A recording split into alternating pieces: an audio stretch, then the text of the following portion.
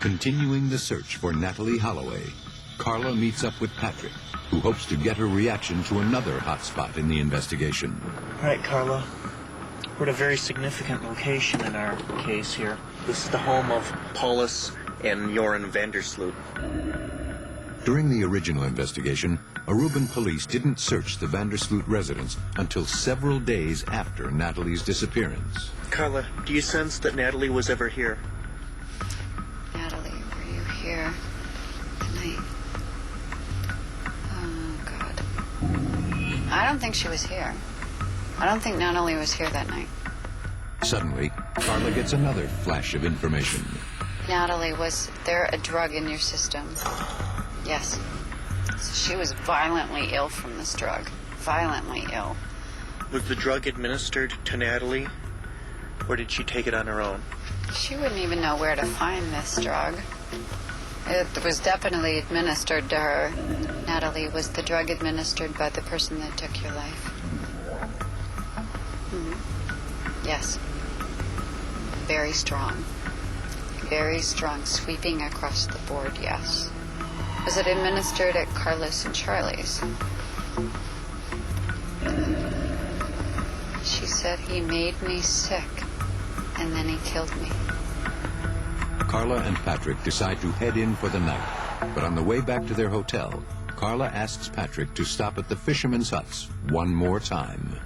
Patrick, I brought you here because I just have to see it at night when she was here, and just as much as I dread this, I have to re-experience what this is.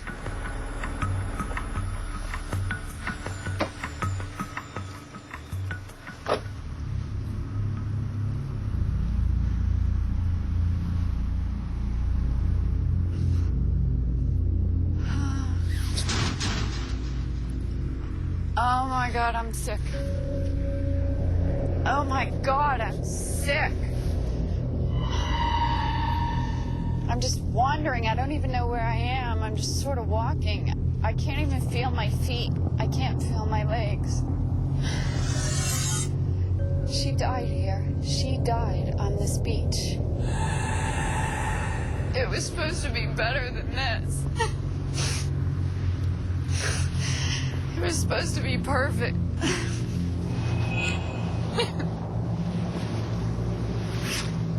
I can't do this anymore.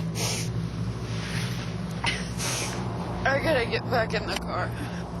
I can't feel this one anymore. I can't. It hurts me. My stomach is killing me. Once again, Carla is overwhelmed by her visions. I can't do it. I started crying again. Will this prove to be an insurmountable obstacle to the investigation?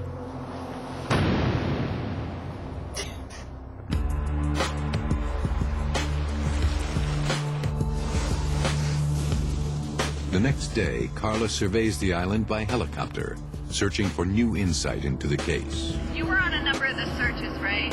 We were basically doing the entire island from the very northwest to the very southeast, from the north to the south. Just doing a very thorough scouring of the island. Let me go to the Fisherman's Huts first. Okay. Because I spent a good deal of time there yesterday, and I just would like to see it from an aerial view. The Fisherman's Hut is to the right. And this area right here, I know she was here. I know she was at these huts. Carla focuses her mind's eye inward, trying to see what happened to Natalie after she was attacked. There was a money transaction for certain people to keep quiet. I definitely see money exchanging hands. Somebody took control of it at that point. Someone of wealth is connected to the case. Carla believes that after Natalie died, a man of wealth and power engineered a cover-up. Whenever you have a group of people who all know the same secret, someone always has to crumble. It's too heavy a burden. Back on the ground, John is walking through the Port District, trying to figure out what happened to Natalie after she left the nightclub with the three boys. Okay, so Carlos and Charlie's bar is this way. I think the car went that way and around and then this way. It's dark, I'm looking out of the back seat of the car, but I see the water again. The car makes an abrupt stop. They're very near the water. They being this young man and Natalie Holloway. She's feeling sick. I think that it might be a good idea to try to see if we can find where this place is that the car has now stopped.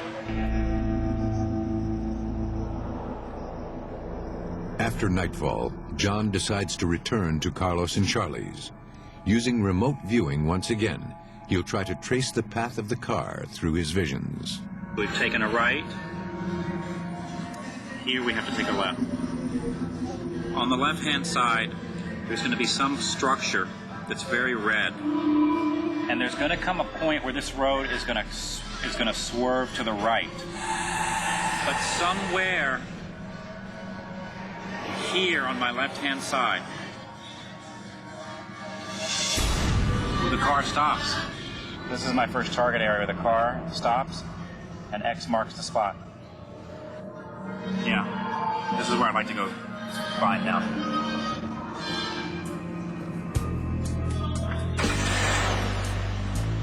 As he follows his map, John knows he's on the right track. All right, here's a very bright red object on the left-hand side. I'm beginning to feel like there's a stop made. The road is curving to the right. The car stops here. So I need to go back before the road curves to the right. A narrow dirt road leads to the water. Incredibly, John has now arrived at the same fisherman's huts where Carla had had her powerful visions the day before. Oh, I got it now. They were driving around looking for a place where he could take her to be alone. Pretty sure that she was here. However, when she was here, it was very, very, very dark. And I would like to walk around here in the dark. The camera crew turns its lights off and films John with a night vision camera so he can make a stronger connection to the night of Natalie's disappearance. He needed to bring her someplace where they could be alone. And she ends up here. He was telling her, let's take a walk. Because I see somehow they've left their shoes someplace. She likes him. She wants to do this. But she's feeling sick. And he's just a little too eager. She's resisting him. She's not responding to his advances toward her. You see, the whole situation is just turning very bad for her, and she is almost crying. The story's taken a completely different turn. This wonderful vacation has now become a very ominous situation. She wishes she hadn't left her friends. No one is coming to help her. No one can help her now. She asks him if he can just go. She just wants him to go. It's only after that that something goes terribly wrong. And then now, at this point in the story, Natalie Holloway is in grave danger.